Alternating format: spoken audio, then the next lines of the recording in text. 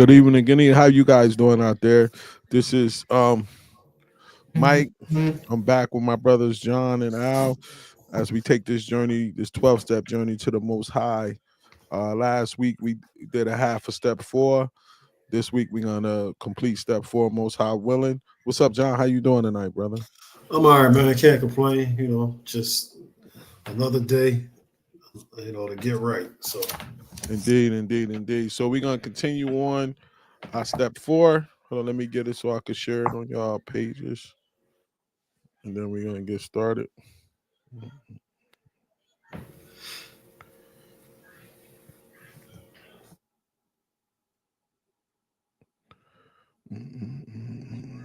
This takes the longest doing this.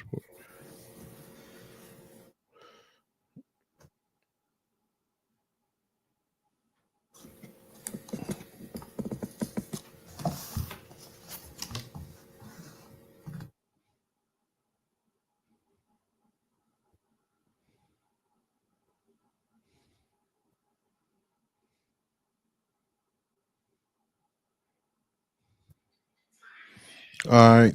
Start out with we're going into the topics this week, and our first topic is resentments. It says resentment is the underlying cause of many forms of spiritual disease. Our mental and physical ills are frequently the direct result of unhealthy conditions. No doubt others have harmed us and we have legitimate right to feel resentful. However, resentment doesn't punish anyone but ourselves. We can't hold resentment and find healing at the same time. It is best released by asking God for the strength to forgive the offender. Learning to deal with resentment is the healthy way is an important part of our recovery process. When we resent, we may be feeling injured, feeling violated, experiencing low self-worth, feeling left out, retaliating, angry or bitter. Consider situations where resentment is a problem for you. Example, I resent my boss because he doesn't care to hear my explanation when I'm of why I'm depressed. This affects my self-esteem. This deactivates unexpressed anger. This makes me feel even more depressed. Self-evaluation. On a scale from 1 to 10, how much does resentment negatively affect your life? Number 1 indicates that this is little negative effect. Number 10 indicates that it has great negative effect. Circle where we are today. All right, we're going to really negate that part. We're just going to talk about resentment and how the yo his joint going like echoing. that's And, because he probably got his phone on or something. hold on, let me tell him his phone. Yeah, so let's talk about resentment first, bro. How you feel about resentment and how did you overcome your resentment? I mean, how I overcame my resentment was asking God for the strength to forgive the offender, and the offender wasn't the person that did me wrong. The offender was myself. You know what I mean? So once I was able to learn how not to hold that resentment towards what I thought my life should be like, then I started to move in, different avenues as far as in, my spiritual growth and just in my marriage and as a father, with my kids. So uh feeling left out, you know what I mean? Like once I stopped feeling like, oh man, I'm not being targeted or I'm not being violated. You know, doing the steps really helped me let go of that resentment. Mm. Mm-hmm. Mm-hmm. Mm-hmm. I know for me it was this was huge in my life, man. Especially during that time. I resented so many people. Um, I resented the prosecutors for accusing me and like making my life hell. I resented her family for some of them telling people that I killed her. I resented some of the people that was around me for treating me the way they did. I resented the community because a lot of people turned their back on me. I resented my job because of the way they treated me. I resented my father because I blamed the fact that he wasn't in my life. I resented myself from not feeling like that I just wasn't a good husband and what was wrong with me. You know what I mean? So the way I got past it was when I had my first sponsor, he really made me look at things from their point of view and why these things was going on, and it took the personal sting away. You know what I mean? Let me try that again. Mm-hmm. And it took the personal sting away.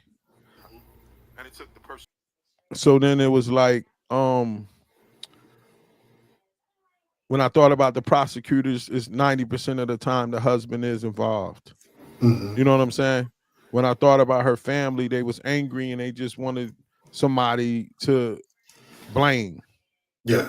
When I thought about my job, me being a teacher, if I'm the superintendent, what I had allowed me to be in the school. You know what I mean? So when I thought about my father, he had his own stuff going on, and we was able to get past that later on.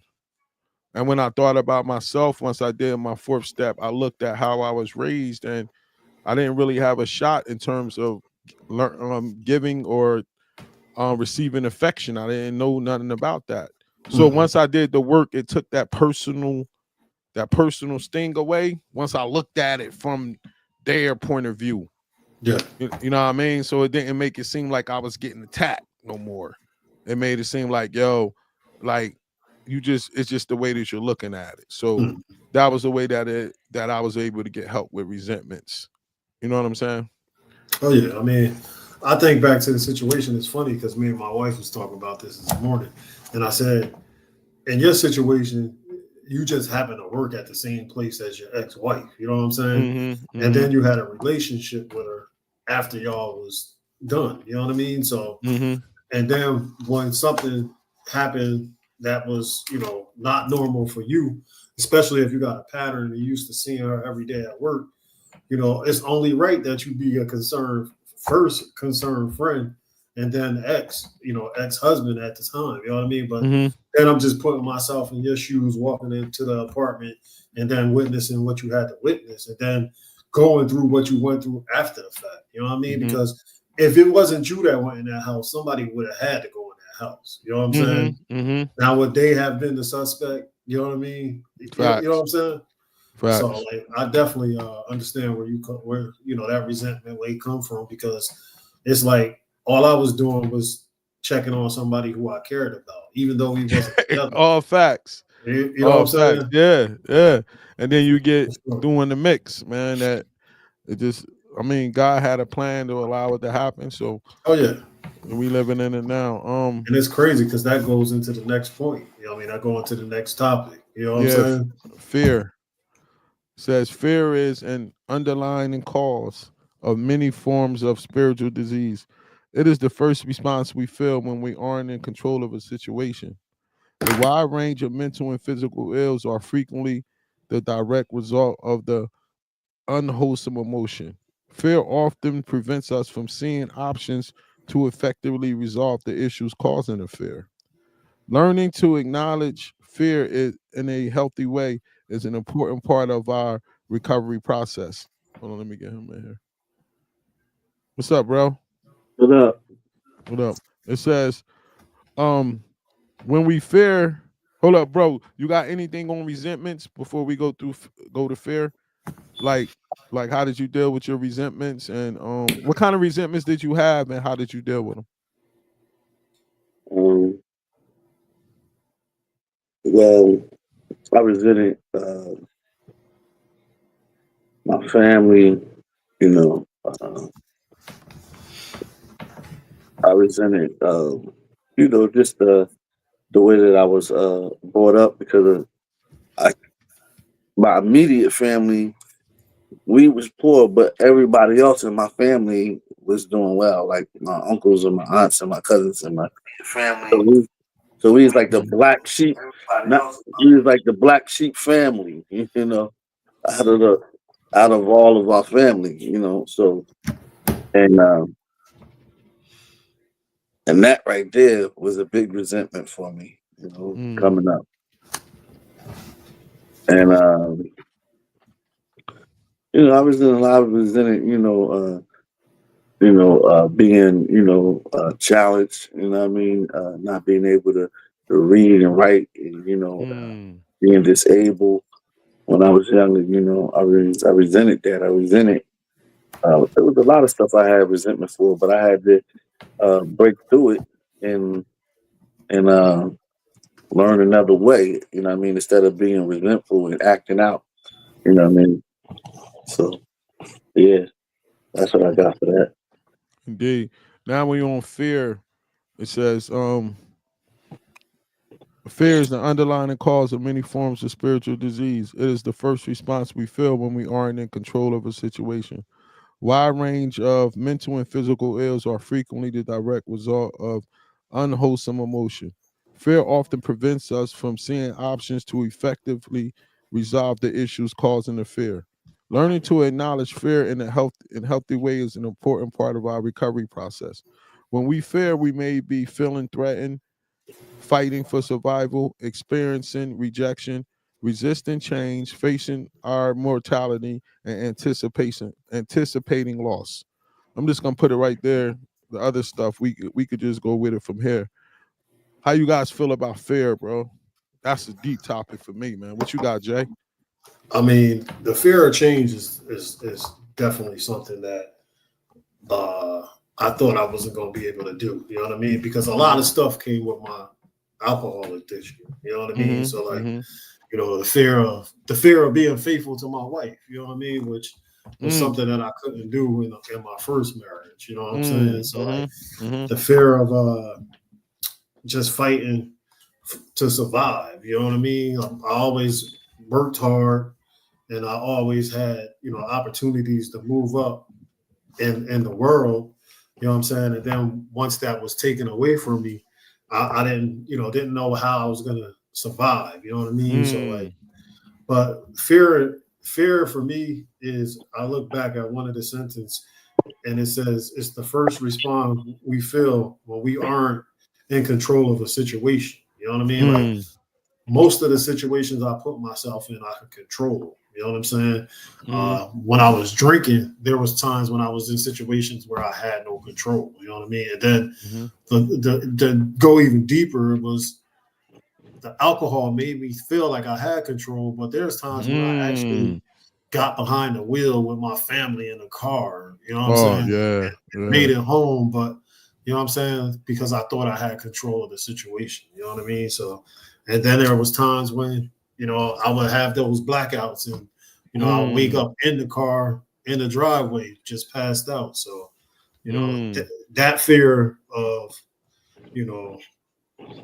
learning to acknowledge that was a lot for me, because like I said, I didn't think I had a drinking problem. You know what I mean? Like, and nobody ever told me like, hey bro, you drink too much. You know what I'm saying? It was my behaviors that led to other things that really set me down and let me know that I really had a problem with alcohol. So that's what I got for that. Wow, that's deep, bro. That's deep. What you got, Al? That was a big one for me. I put number 7 on here for fear, because I went through here and then I did these already. But fear, the reason why I put number 7 on here, because it was something that was holding me back. And that was a big one to me. You know what I mean? It was holding me back.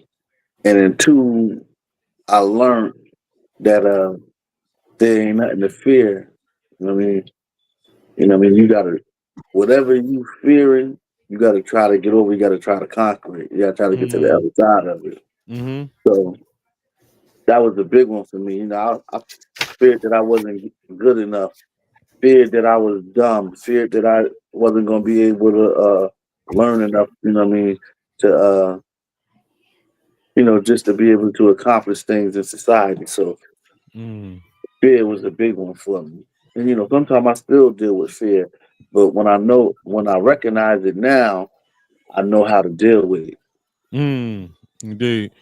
I mean, for me, fear obviously started growing up with a single mom, not having my father there to give me my identity. So now I'm trying to search for who I am.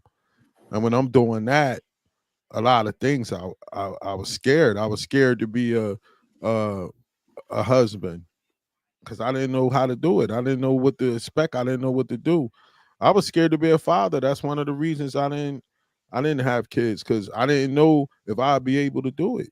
Like it's so all of this is going on in my head. So instead of me actually doing it, I just won't do it.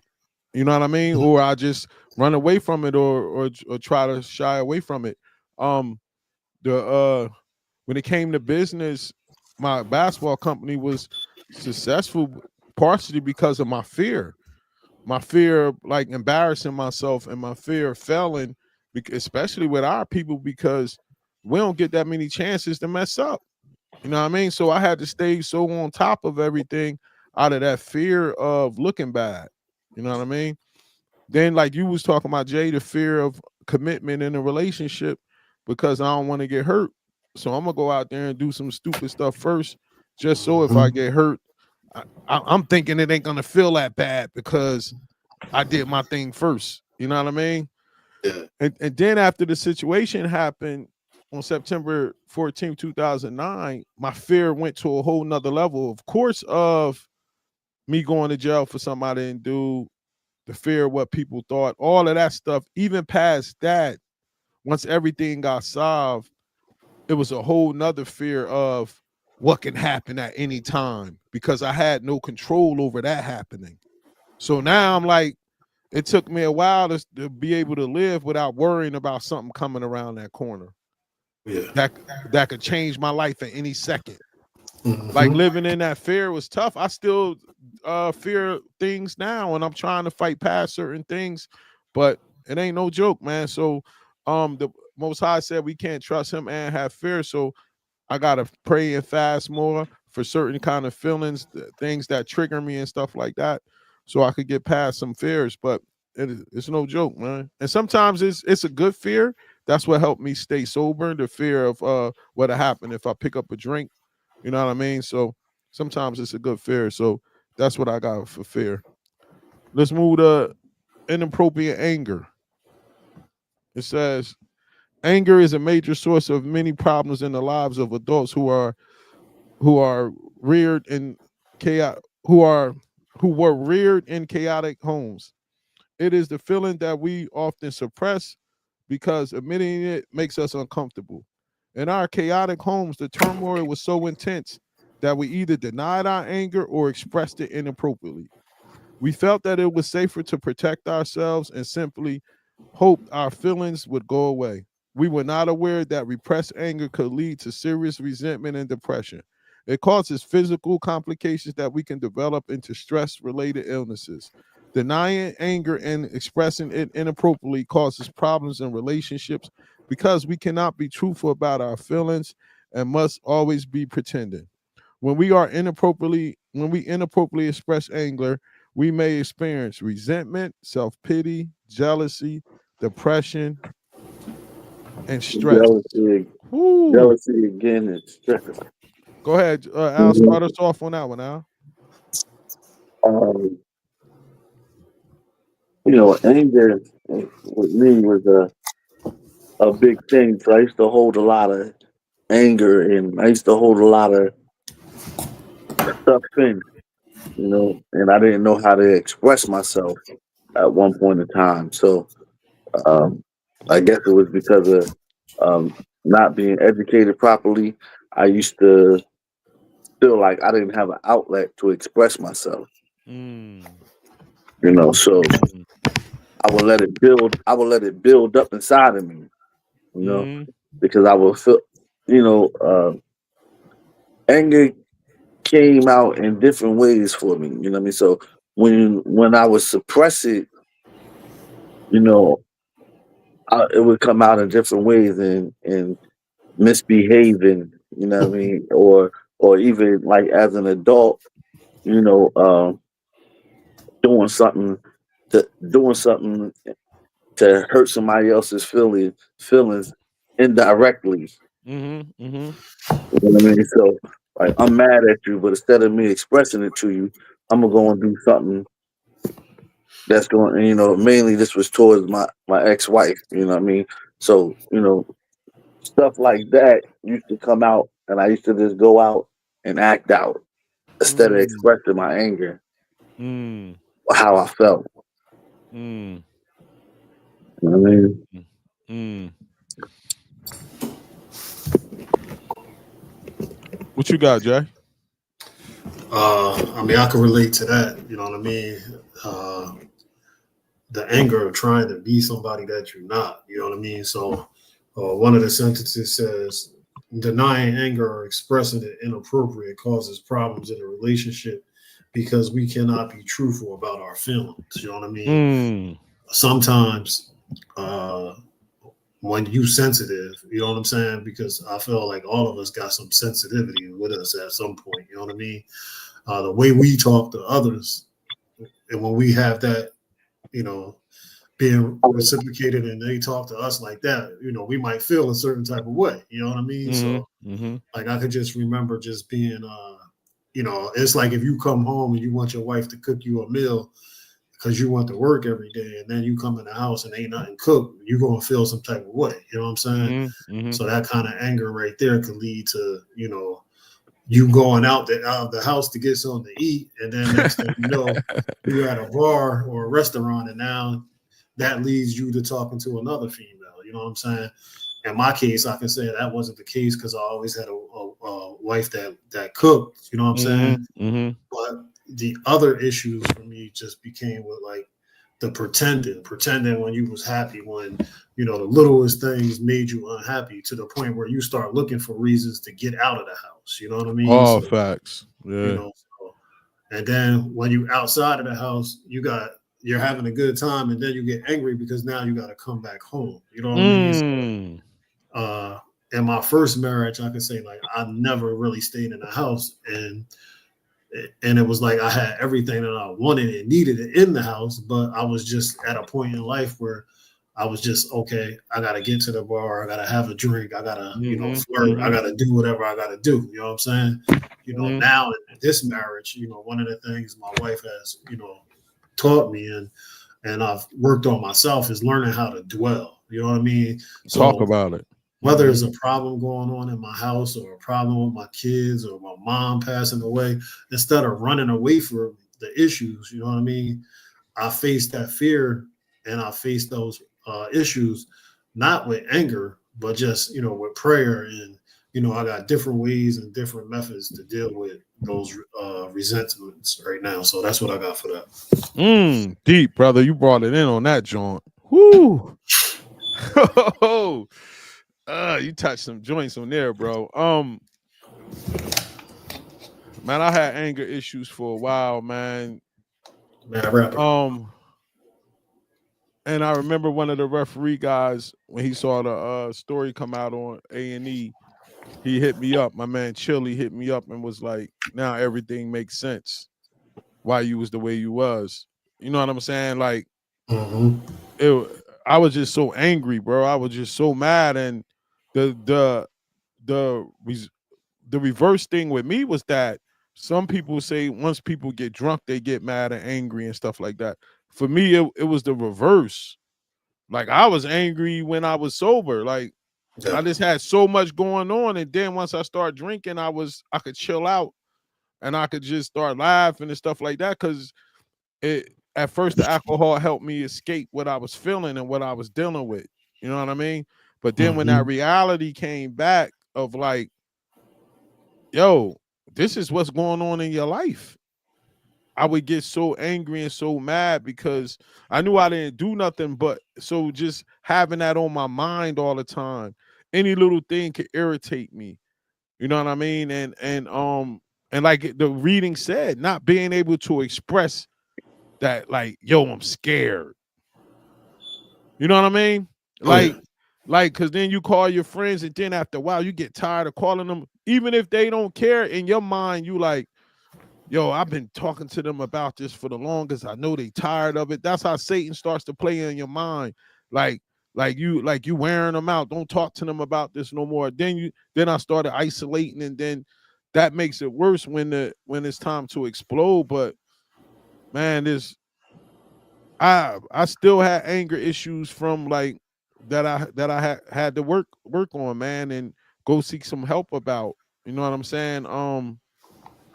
And I got better because of learning how to practice acceptance, but it ain't easy. It wasn't easy, bro. It's not easy. You know what I'm saying? Like, it's not easy for me to react and stuff like that. I got a whole lot better, especially in the job place and stuff like that. Just being able to practice acceptance, and with other people, being able to practice acceptance. But man, inappropriate anger was definitely a issue that I had for years, man. You know what I mean? I could do well at the tournament, shaking people's hands and smiling when it came to business and stuff like that.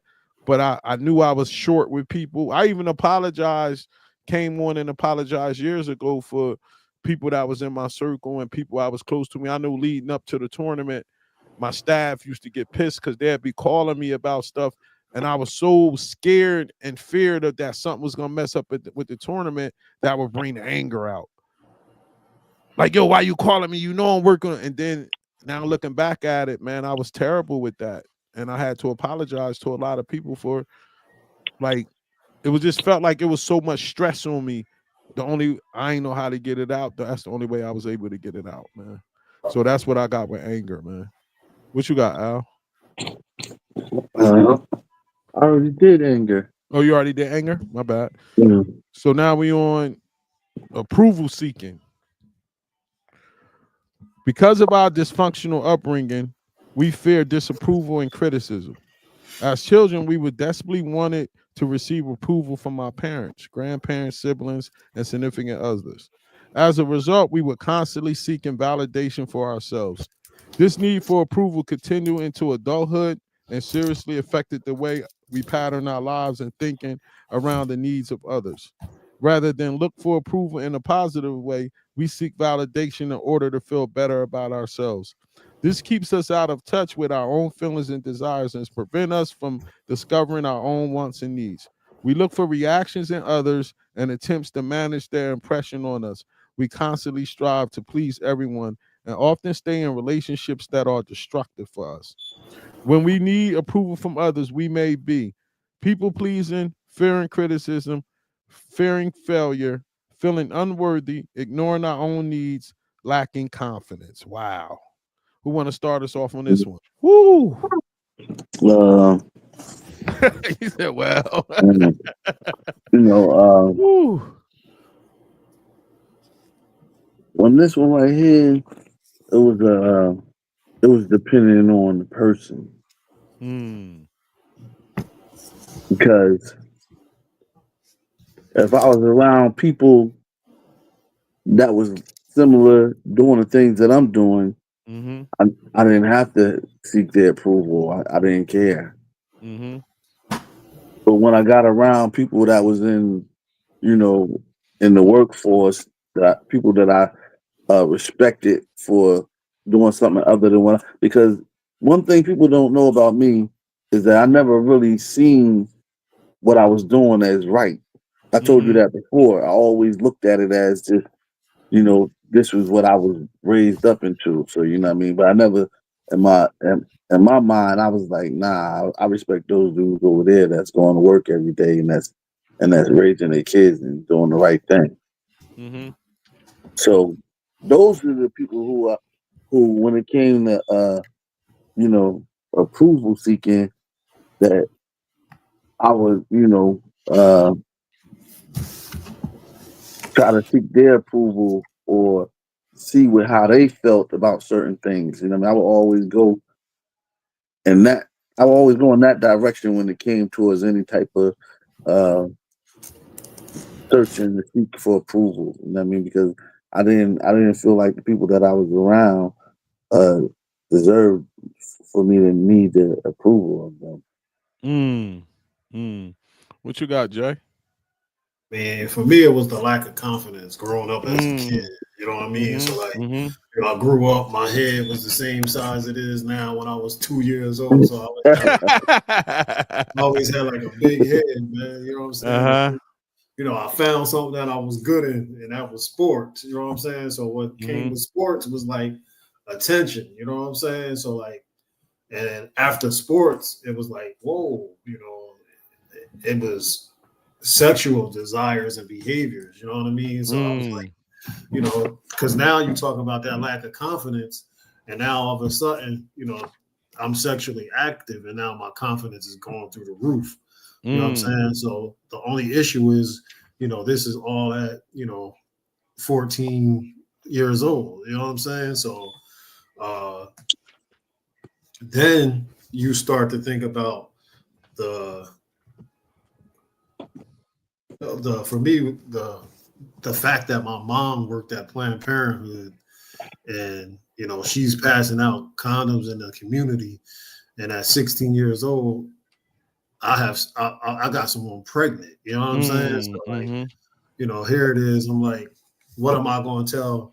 My mom, who no excuse for me to get somebody pregnant with 10,000 condoms in my house. You know what I'm saying? And then, I'm born and raised in the church, so what am I going to tell the church people? You know what I'm saying? So now I'm starting to get people like, oh man, what are they going to say about me, or who's going to say what? You know what I mean? So then, you try to switch it up. You know what I'm saying, and just take responsibility for it. But as you move forward, you still don't forget what people were saying when you was at your lowest. So then I think you start living your life more for approval of others versus, finding your own way. So like I said, once I came to God, and once I, did the steps, I didn't have to seek the approval of nobody else but myself and God. So that's what I got for that. Deep. I had that problem bad, man. People pleasing, just trying to keep people around me feeling insecure, feeling isolated. So I wanted people around me at any cost, literally. I remember during a tournament in Lakewood when I first started, and Janelle was still living, and she said, and I had a lot of people around me at that time, and she said that you think that all of these people really love you. Nah, it's that they're receiving something from you. Yeah. And I remember telling her she was hating because I had friends and this and that. But as the years went on, I came to find out she was right. You know what I mean? The some of the so-called friendships was transactional. It was while that was going on, and that's what it was. You feel what I'm saying? Because the biggest test for me is two things. One of them is you never really know what a friendship is until y'all go through something and come out on the other side of it. And you don't really know what a friendship is until that person don't need you for nothing. You know what I mean? Then you really get to see how it is. You know what I mean? But I suffer from that, man. Like just wanting to make sure. I just wanted my friends to my people I thought was my friends to have the same kind of experiences that I had in life. So I used to pay for like a lot of stuff, just create jobs that didn't need to be created. Just I was the type of person to have a cookout or thing, and I'm gonna buy all the alcohol. Like most people that's into that tell people to bring the alcohol over so they could keep what's left over. I was totally opposite. You ain't have to come with nothing. I was gonna buy everything, but that was just me being insecure and just people pleasing. And I remember and being codependent. And I didn't learn that until I went to rehab the second time. And I had this real fierce counselor, man. And she told me, your problem is you're super codependent. Other people are grown. You don't have to pay for everything when you go out. You don't have to do none of that kind of stuff when you go. Like they're grown too. Like you don't gotta be doing all that stuff. If the people want, are they gonna like you, then they're gonna like you anyway.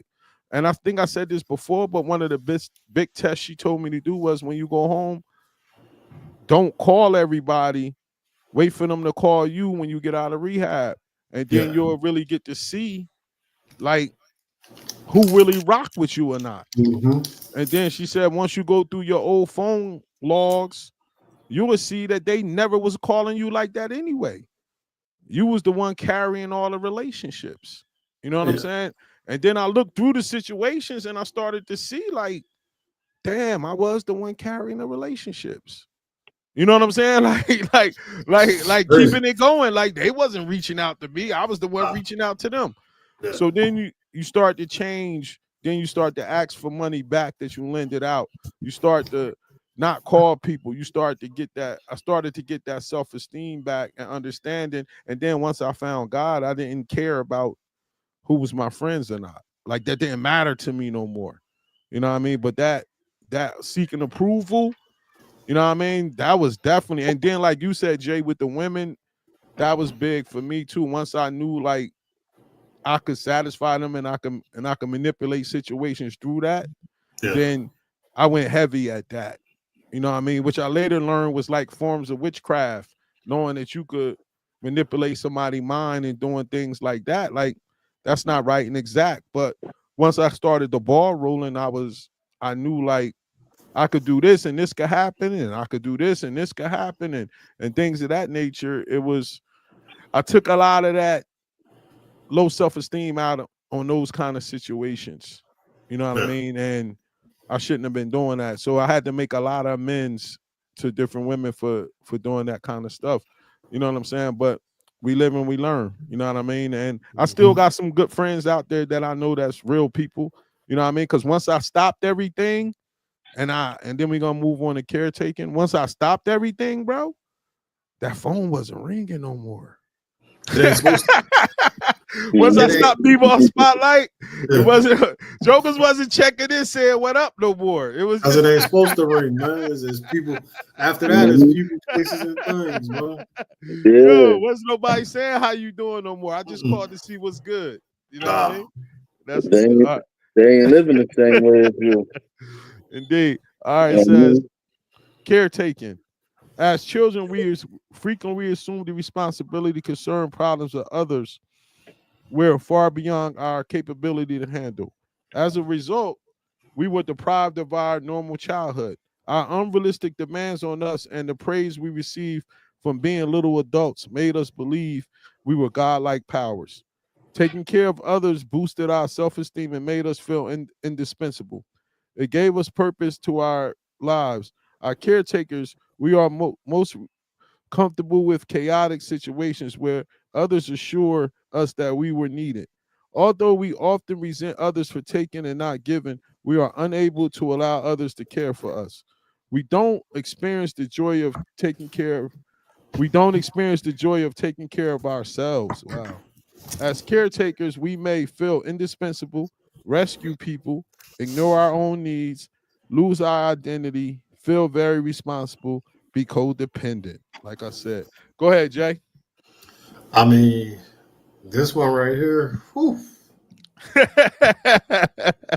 I mean, you talk about trying to take care of everybody, man. You know what I'm saying? Like, I remember, like you said, Mike, I remember having parties in Long Branch and, telling everybody to come through. It's funny because me, Micah, and Shawnee used to do like parties and, everybody dressed up and, next thing you know, I'm telling the DJ drinks on JJ Hoops, you know what I mean? And I can remember like a couple of my friends coming to me and be like, hey man, you got 3 different personalities. And it's John Rogers who just, he that politically correct dude. Then it's that JJ, he might care, but he might not care. He said, but when you get to JJ Hoops, it's like, hey man, it's like NBA porno and everything other than God rolled up into one person. You know what I'm saying? And it's a party that goes on where you become a superhero on your mind. You know what I'm saying? Whoa. because you taking care of, like we used to have a saying at the bar, add it all up. You know what I'm saying? I got it, add it Whoa. all up. And Whoa. not realizing there's times where I would say add it all up. And at 1:00, I went home. You know what I'm saying? So I come in the bar the next day, the bartender like add it all up. You owe me like $300. You know what I'm saying? So, but that goes to not worrying about me, but just wanting everybody else to have a good time. You know what I'm saying? So, and then when you go to the flip side of recovery of the caretaking, the same way that I went hard when I wasn't doing the right thing, now that I'm going hard for my religion and just being faithful to my wife, you might have friends who look at you like, yo, man, nah, man, I remember we was doing X, Y, Z. I'm not that person no more. You know what I'm saying? So like Mike said, my phone don't ring as much. You know what I mean? So like when I look at it, like today, I could say I talk to the same people, almost every day. You know what I'm saying? If I call you, that means, you definitely in my circle of people who I, respect and, allow me to stay who I am today. So that's it. That's what I got for that. What's up, Al? Good job, Jay. You hit some points on that joint. What you got, Al? Yeah, man. Caretaking, man, that was a big thing for me, man. From being a little kid, I had two sisters, and at times, things wasn't right, and I felt like, I got to go out and make a way or bring back something, what I mean, for the night. And as I got older, I sort of found myself when I got into the position to have money to be a people pleaser. So it was more like I want to show everybody that I got this.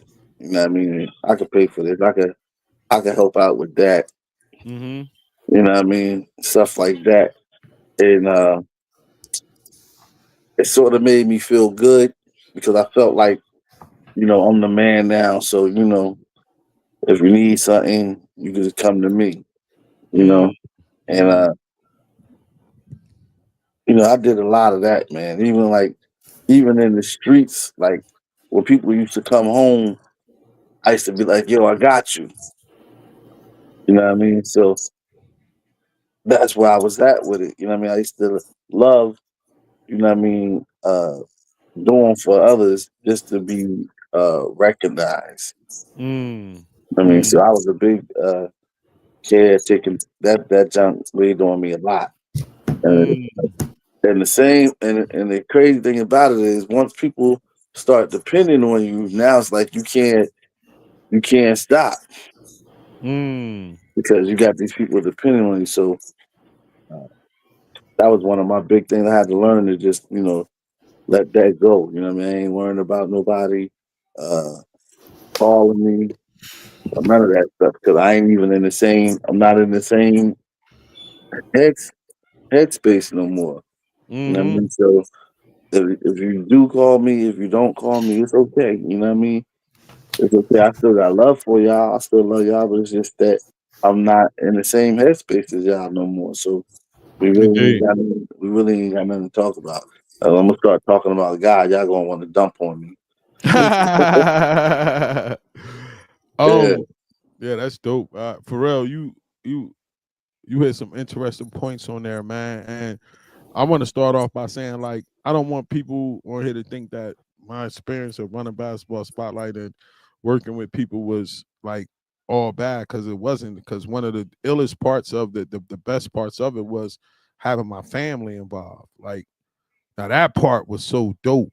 You know what I mean? Having my sister doing the whole duration, like who gonna be more secure for you at the door, that's gonna protect your money more than your sister. You know what I mean? Having my cousins there from the beginning, having my family working for me was so dope. Like, that part was the illest out of everything. Just seeing my family with me, watching the company grow. You know what I mean? So that part, like, that was some of the best moments for me, seeing everything grow and seeing them in the process with me, watching everything go together, my family. That was the best part of it, man. So in terms of caretaking, growing up, it only was me and my little sister, and we wasn't that far apart in terms of age. So I didn't really have to like go out and get a job to take care of the house. I didn't have to like when she went to college, she had her own money. I had my own stuff. She always was a worker. So I never really had to go in that aspect of feeling like my mom left me to be the responsible kid of like actually taking care. You know what I mean? When we both was old enough to go outside, it was like, all right, we out doing our thing. So it wasn't like I don't have that kind of experience of feeling like some kind of way because I had to take care of like siblings and stuff because it was only me and her. Um, but that part of being uh feeling responsible, I had some of that with a couple of friends and things of that nature. But other than that, man, that's what I got for caretaking, man. But I know this next one, whoo, this one right here is gonna be something serious. I hope. Yo, you good at? Nah, man. For some reason, I keep going. All of a sudden, I keep coming in and out. It's on your thing or something? Oh, it's on my laptop. Oh, okay, okay. Yeah, but I don't know why I just keep flicking in and out. All right, hold on. Let me make sure I ain't touching nothing that make you go in and out. I wasn't on nothing or nothing. Now this next one is big though. See, I ain't touching on that time. I don't know what happened with him. It says Control. control.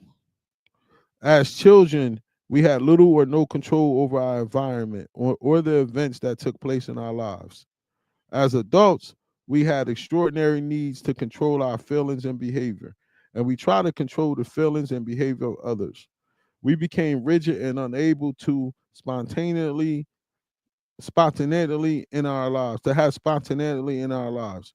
We trust only ourselves to complete a task or to handle a situation. We manipulate others in order to gain the approval and keep a balance of control that makes us feel safe. We fear that our lives will deteriorate if we give up our management position. We become stressed and anxious when our authority is threatened.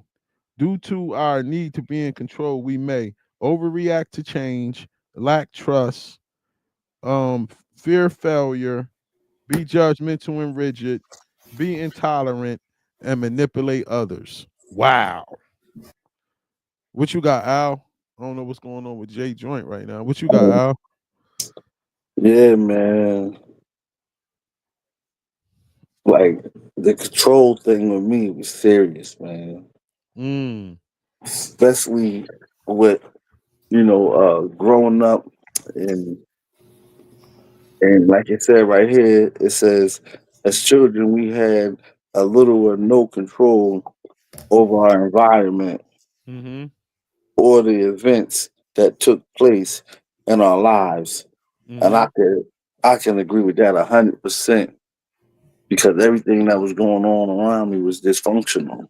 Mm. And when I grew older and got old enough to do things on my own and learned a little bit, once I started learning a little bit and Mm-hmm. started, maturing and stuff like that, I started feeling like I needed to have control over everything that was in my circumference, like that belonged to me or was around me. You know? Mm. So I looked at it like this is all mine, or if you was in my type of, or you was around me, and you was around me, like we had to be like minded, or I couldn't be around you. Mm. You know what I mean? So if you wasn't doing what I was doing, I'm gonna push you away. You know what I mean? He corny, man. I ain't messing with him. You know what I Mm. mean? So, and when it came to my household, when I got married, from not having somebody to teach me how to be a husband, I felt like I had to be controlling. You know what I mean? Mm. Instead, it's a way to lead without trying to be controlling. Mm. So I was dealing with a lot of control issues Mm. from the people that I chose to be around, to the way that if they was around me, if I ain't like something about them, I would just chop and cut it off or whatever. And I ended up getting to a lot of fights and everything in the streets Mm. because of my issues that I had with controlling things. Mm. You know what I mean? Almost, I could have been killed out there. It's a lot of things that I got myself into because of control, wanting Mm. to control things and when you learn that you got to just let other people be them and you be you, then that's when all of those issues went away. Yeah, man. Wow, bro. You hit on Yeah. some points on that joint, bro. This thing was a bad thing for me growing up and in my past relationships, and something I still deal with now. You know what I'm saying? Like you touched on in my marriages, I wanted to have. I thought that's what the man role was, to be able to control Mhm. the situations and stuff like that. But I failed to understand that they had personalities and they had wants and they had needs, and I was more just worried about mine. You know what I mean? Mhm. And I thought that I was always the person that can make the best decisions, and this what we should do, and we just gonna react off of how I feel, how I'm feeling, and what I wanted. You know what I mean? Mhm. And I had to be able to be that having Controller. control, yeah, having controls was the only thing I felt could push that fear down, because I didn't have no faith in God. So when my faith in Mhm. God was that low, I had to want to have control of the situation, and then even past the relationships, I still want to have control when it became the other people that I wasn't even in relationships with, because I wanted to control how they act. I wanted to control what they say. I couldn't practice acceptance. I couldn't Mhm. I couldn't accept the person, place, or the thing for what it was at that moment. Yeah. Like If they the wasn't minute, like you, you didn't want it around you. That's the same way yeah, I feel. Yeah. yeah. I couldn't accept, like, if they act in a certain way, I wanted to control how they act. I wanted to control what they said. I don't like the way you talk, or this or that. And even once I became an Israelite, and once I found the Most High, then I wanted people to be into that. Then when I became in recovery, I wanted the people to be sober. I wanted to control that too, and I didn't have no control over that, and I had to learn that my journey. You You know still how I like am. that, Mike. I You know, still like I that. know, I know. I told you it's something that I struggle with. You know what I mean? It's something that I Mhm. struggle with, because I'm very strong minded, and I'm very passionate, and especially if I feel like something is working. Mhm. You You know want what I mean? everybody. You want everybody to feel the joy that you feel. It ain't nothing wrong with that, but Yeah, yeah. it's the way you go about doing it. I want to add on to something you were saying though. It's crazy that you said that you like if somebody was around you, they had to be like the same way you were.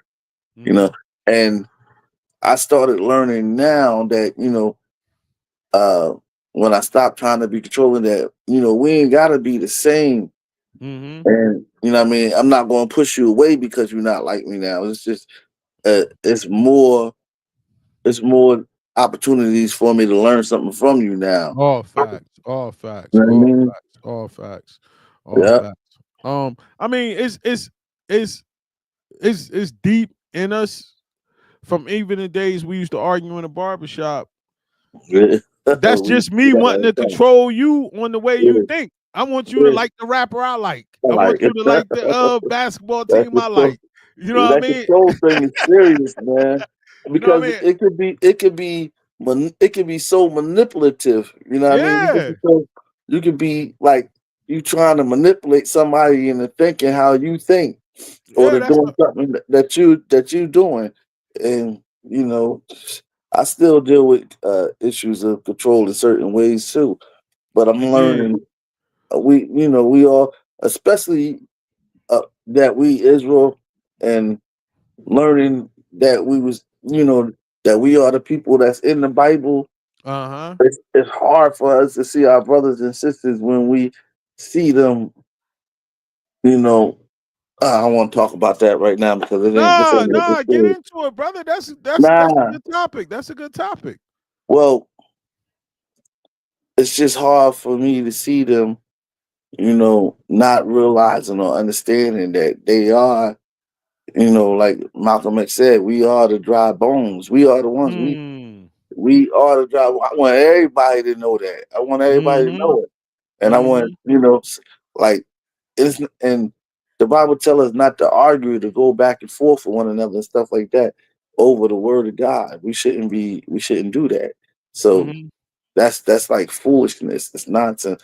But at the same time, when you get this in you and really start seeking into you, and you want to get closer and closer and closer to God, you also want to give it to somebody else. You want somebody else to feel what you're feeling. Mm-hmm. And once you experience being able to help somebody, that's a Mm-hmm. whole other that's a whole other level. Your head just get blown off, like, but you can still see, but your head is like, I, God used me to help this person do this, Mm.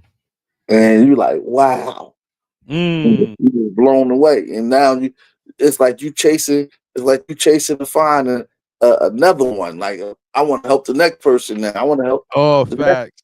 And so that's how it feels because you like, yo, this is he charged us to be that though. So that's what we are, man. We the salt of the world. And to piggyback off of what you were just saying, it's hard not to want everybody to know once you get that feeling of knowing that you Israel and knowing when you read the Bible now and you can identify who you are in the book and then it take on the book come to life and it just take on a whole nother Oh, meaning. another meaning, yeah. Yeah, now you reading about your ancestors and you see the similarities with how we are now Yeah, to how they were back then and you like, yeah, that yeah. was us. You know That what I'm was saying? us. I'm like, yo, You know what I'm everything. saying? Moses Yep. get him out of Egypt. God Egypt, used Moses to get him out of Egypt. We still ain't satisfied. Now we mad at stubborn, man. now we mad at it. Hard We headed. murmuring, hard headed, stiff necked. We never satisfied. He go up to talk to God. We down there partying. We don't got no patience to Same thing. fulfill We his got now. no patience. Jokers still want Jokers still want to eat that quail. He said You know what I'm saying? That's they how you still know want that that's how you food. know that was us. Yeah. He Indeed, said, indeed. Indeed. yeah. Let's go to the next joint. Jay something must have happened with his phone. Most High willing, here jump back on. It says fear of abandonment. It says fear of abandonment is a reaction to stress that we develop in early childhood. As children, we observe unpredictable behavior from responsible adults. We never knew from one day to the next if our parents would be there for us. Many of us were abandoned either physically or emotionally. As parents, addiction increased. As our parents' addictions increase in severity, their inability to parent also increased. As children, we simply were not important. Now, as adults, we are inclined to choose partners with whom we can repeat this pattern. Wow. We try to be perfect by meeting all our parents' needs in order to avoid experiencing the pain of abandonment. Our need to reduce possibility of abandonment takes precedence over dealing with issues or conflicts. This behavior produces a tense environment with poor communication. Wow. When we Mm. fear abandonment, we may feel insecure, become caretakers, avoid being alone, worry excessively, become codependent, or feel rejected. Wow. Mm-hmm. What you got on that one, brother? Oh man. Fear of abandonment, man. Um,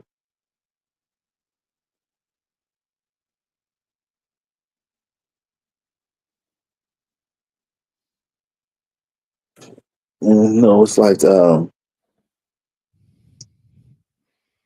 like one of the things I remember when my mom first got clean and she was doing good, the first thing she did was, and this right here is crazy because it's like coincide exactly with how things happen in my life. And one of the first things she did was apologize to me. She wanted to apologize to me. And I told her, Mom, you ain't got to apologize. Mm. I was like, everything is all good. But Mm. I can remember those days when I knew everything wasn't all good, and the fear of abandonment was there Mm-hmm. because I knew that some things weren't right. And I felt like, she was choosing something else over us. You know what I mean? Over me and my two siblings, my two sisters. Mm-hmm. So I felt the fear of being abandoned. And then I once I had the fear of feeling abandoned, I did something else. Instead of me trying to cater to that person and make that person happy so that they wouldn't abandon me, I would isolate. Mhm. Mm. I would isolate. So now I isolate because now I'm trying to protect myself. Mm. I'm trying to protect myself by just not uh having to deal with whatever was going on. Mm. So I would act like everything was all good. Mm. And that was my form of isolating myself out of the city, out of whatever they had going on. Mm. But I knew everybody else didn't see me like that, the way that I thought Mm. that they see me. But that's how I felt like I had to put that on and get it and be away from them in order to have some type of sanity because it was just crazy. Everything was going crazy, and I didn't know how to deal with it. It's deep, bro. Jay, you good? Man, I think we having like weather issues down here, so that's why I keep going in and out. So, but Oh, I might, okay. I might finish this one up with you. Try to jump back on in a few. But my fear of abandonment, that's the one you want, right? Yeah. Mm-hmm. Uh, for me, it was like Mike said.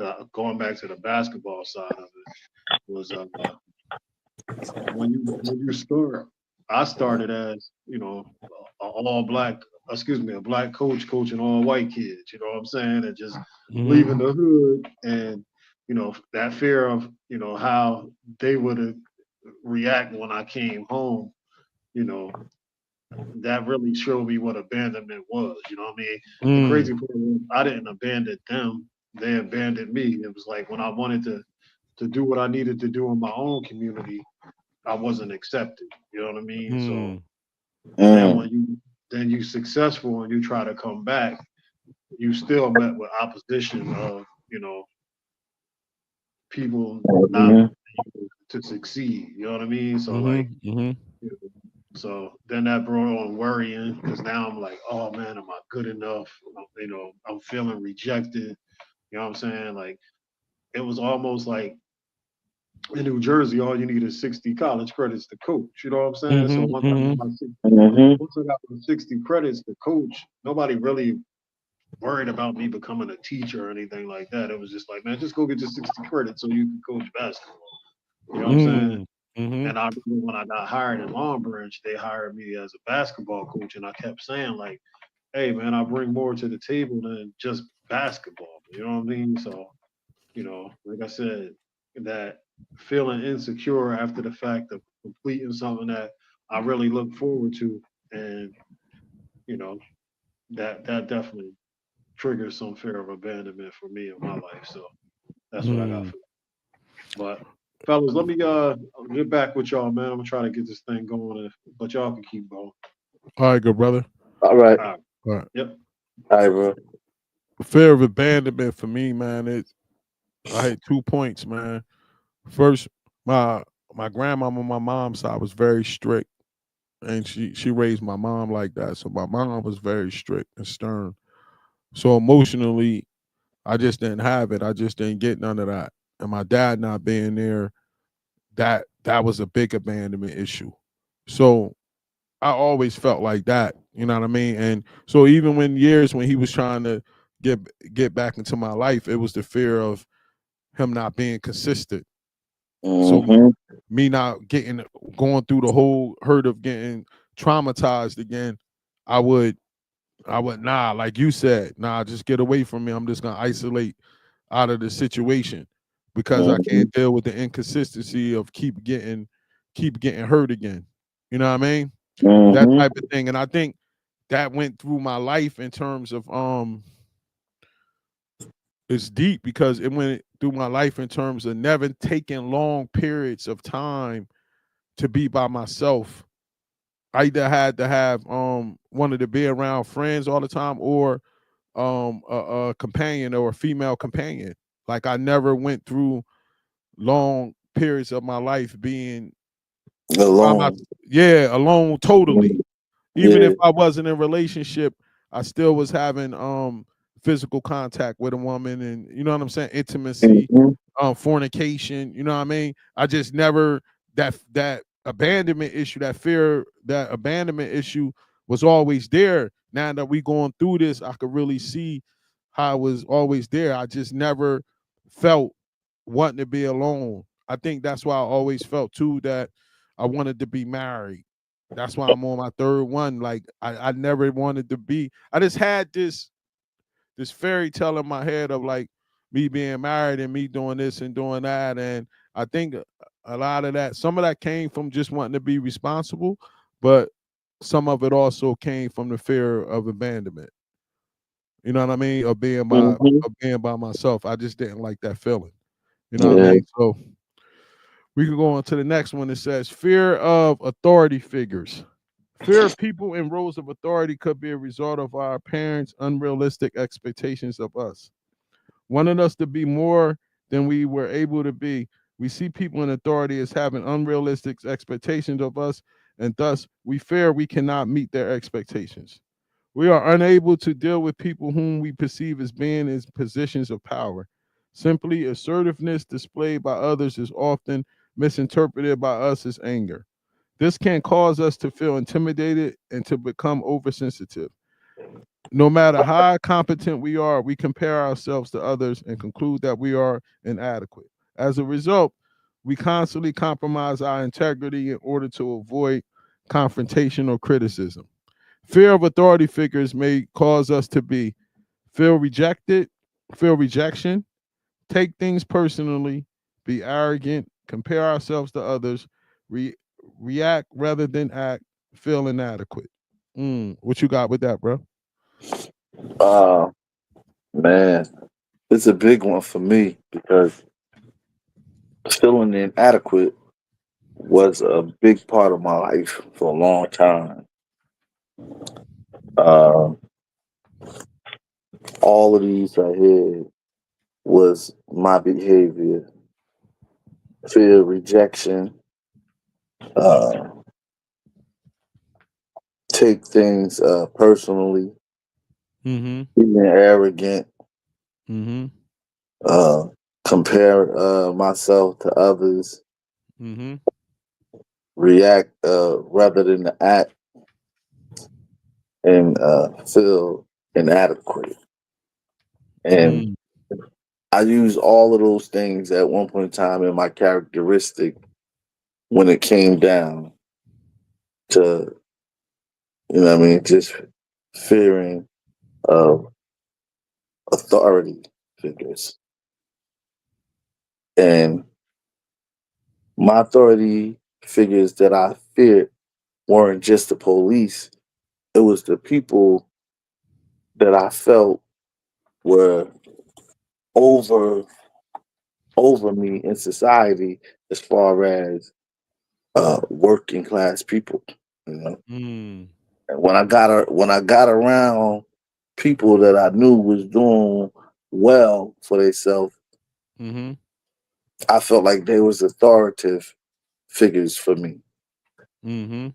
and I wouldn't, and that's go back to what I said before. I didn't fear or I didn't care what my peers actually thought that was around me all the time because it Mhm. was the ones that I looked up to weren't them.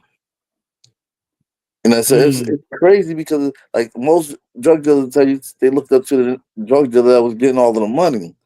But that wasn't me. That wasn't me. I didn't look up to the drug dealer that was getting all the money. That wasn't my thing. My thing was to get the money and just be able to live and be able to breathe, be happy. You know what I mean? So Mm.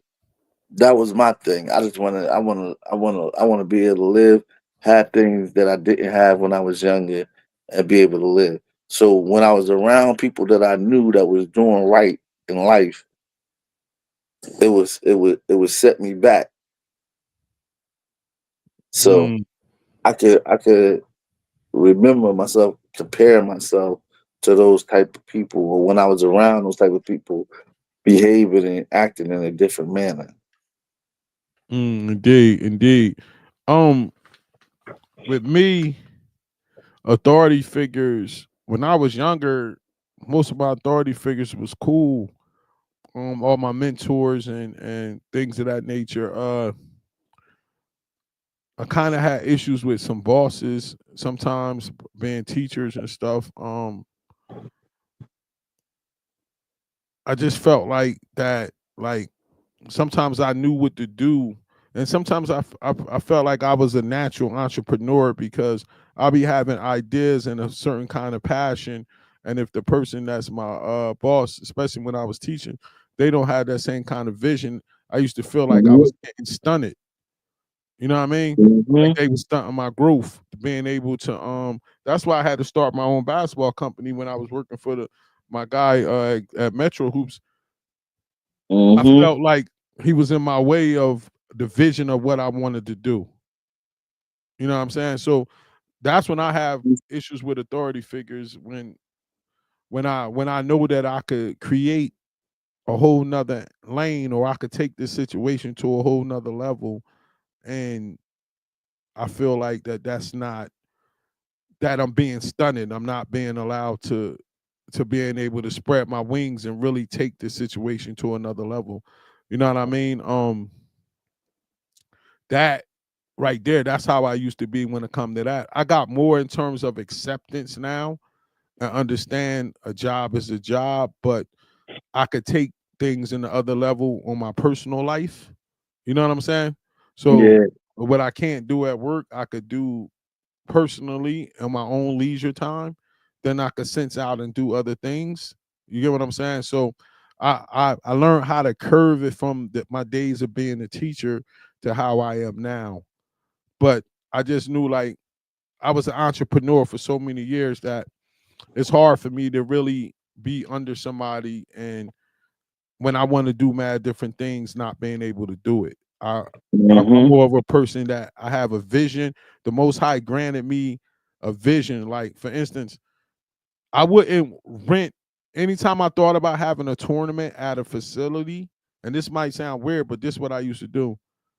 I would have to go to the place and visualize it happening in the building, mhm. like how it would look, how I perceive this to look, where I want the crowd to be at. And if I liked what my visions told me, I would have an event there. Yeah. But if I didn't like what I saw through the vision, Mhm. I wouldn't do it.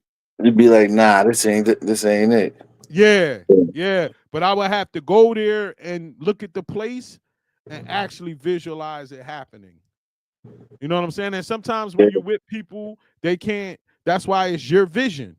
they Because can't see everybody it. ain't gonna see Everybody can't see your vision. Yeah. exactly, Everybody exactly, can't see exactly. your So vision. And then the most and plus everybody ain't going, even if they can see it happening, they can't see it happening for you. You mm-hmm, know what I mm-hmm, mean? So mm-hmm. a lot of times it be that too. They be like, well, this can happen, but you ain't got the means to make it happen, or the s- or the the pizzazz to make it happen or whatever they call it. You know what I mean? Savvy. All right, So we want this one right here probably could be our last one because most of the other ones after that, we frozen feelings. yeah, we went over we went over them other ones in the other Yeah. chapters, in the other joints we talked about. You know what I mean? Okay. So it's kind of like repeating them. Yeah. Like the last 3 or 4 is kind of like repeating them. You know what I'm Let saying? me read. Let me read this last one. Go ahead, brother. Okay. Many of us have difficulty expressing our feelings or even realizing that we have them. Mm. We harbor deep emotional pain and a Mm-hmm. sense of guilt and shame. As Mm. children, our feelings were met with disapproval, anger, and rejection for Mm-hmm. several purposes. We learned to hide our feelings or repress them internally, Entirely. internally, Entirely. entirely. Yeah. Yeah. Uh, as adults, we are not in touch with our feelings. We Mm-hmm. can only allow ourselves to have acceptable feelings to stay safe. Mm-hmm. Our true nature is distorted, Mm-hmm. so we can protect ourselves from the reality of what is really happening. Mm-hmm. Distorted and repressed feelings cause resentment, anger, and depression, Mm-hmm. which often leads to physical illnesses. Mm-hmm. When we have frozen feelings, we may be unaware of our feelings, have distorted feelings, Mm-hmm. suppress positive feelings, Mm-hmm. be depressed, withhold conversations, struggle with relationships. I Mm. I dealt with all of that, Mm. you know, Mm-hmm. especially when it came down to holding conversations and struggling with relationships. Mm-hmm. One of the main reasons I struggle with relationships is because uh, of frozen feelings. Mm. When somebody express themselves to you and how they feel about you, and you can't explain how you're feeling because your feelings is so your feelings all over the place because of the fact that of your upbringing, the Mm-hmm. things that you've seen, the Mm-hmm. all of the things that you've been through. You know what I mean? Like you put yourself through so much. Like you put yourself through so much, just trying to, just trying to to be seen in a certain light, in a certain image. Mm-hmm. That now, when somebody honestly have feelings for you or care for you, you don't know how to express it, so you just let yourself freeze. Mm. And that's where I was at with it. I let myself freeze in relationships.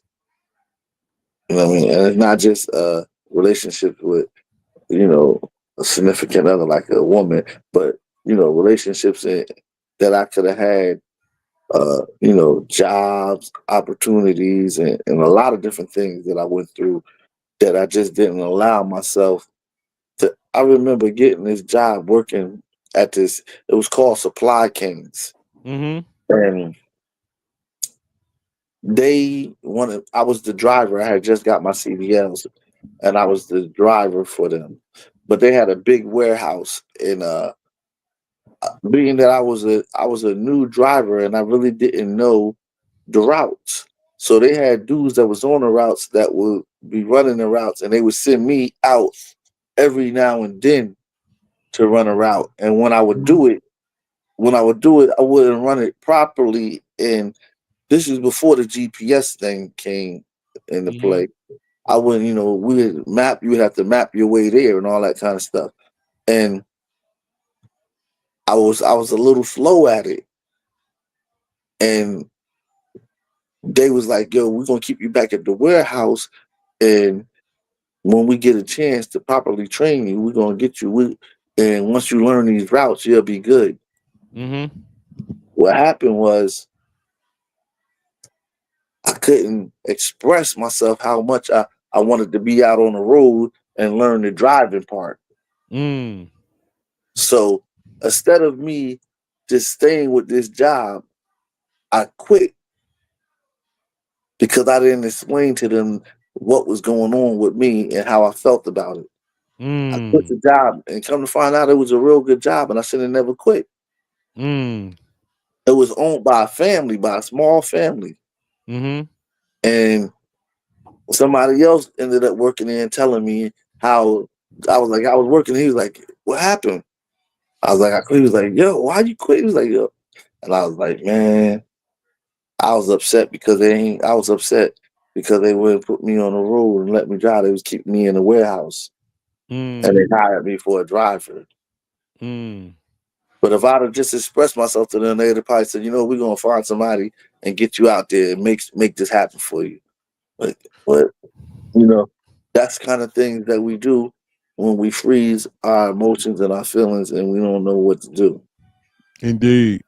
Um, with me, in terms of expressing how I felt socially with just the Mm, average people with situations, I was always the person that's gonna tell you like, "Yo, this how I feel." That's why a lot of people where I'm from, they ain't really rock with me in certain situations because I ain't gonna sugarcoat. I'm gonna express if I feel something wrong. I'm gonna tell you it's wrong, But tell and you, I ain't gonna care. Like you just gonna feel how you feel. You know what I'm saying? Like, yeah. but you ain't gonna say that I was scared to speak up, that I was scared to voice my opinion about what was going on. You know what I mean? But where I And, struggled at was in intimate relationships. Like like I would want to be intimate in terms of physically, but in the beginning, I listened to what you had going on. I care about what you had going on. But once it got to a point physically, I just shut down on the other intimacy of listening to what you had going on and doing this and doing that. I didn't like that didn't matter. And I struggled in that aspect of actually seeing seeing the woman as more than that. You know what I'm saying? mhm, Seeing yeah, her as more than a physical object. yeah, I In struggle terms, with the same thing. yeah, I did. I struggle with because that's what was put out in front of me for so long. That was the thing of getting her to like me through that way physically. So that's what I looked at it as. I didn't Hmm. and I would play the part to act like I cared about the whole thing in the beginning, Hmm. and then it'll start to wear down, wear down, wear down. You get what I'm saying? Yep. And then I after I got to that point to where it wasn't present no more, then I'll go chase somebody else and do the same thing with them Yep. over and over again. You know what I mean? Matter of fact, I want to finish on this isolation one, and that could be our last one because this isolation Okay. one seemed like it's good. Yeah, we could do Okay. isolation, and then we could finish it out with that. It says Okay. isolation. We usually find it safer to withdraw from surroundings that are uncomfortable for us. By isolating ourselves, we prevent others from seeing us as we really are. We tell ourselves that we are not worthy and therefore we do not deserve love, attention, or acceptance. We also tell ourselves that we cannot be punished or hurt if we don't express our feelings. Rather than take risks, we choose to hide, therefore eliminating the need to face an uncertain Mm, outcome. When we isolate ourselves, we may feel rejection, be lonely, procrastinate, feel defeated, be timid and shy, and see ourselves as different. Wow. What you got for that, mhm. bro? Man, uh, isolation was my thing. It's like a lot of people. thought I was shy and timid. A lot of people Mhm. thought that I ain't have nothing upstairs Mhm. because I isolated. A lot of Mhm. people um, just believe that I was I don't know, man, how to explain it, but where I'm from, some people in my town love me because I was fun and I could, and I was just into the same things as them. But other people had uh, a thing about me, like they used to think that I was like antisocial Mm. or weird. They used to Mm. think that I was weird. So I never was really the in crowd type of person. The Mhm. reason why is because my experiences was different than a lot of people.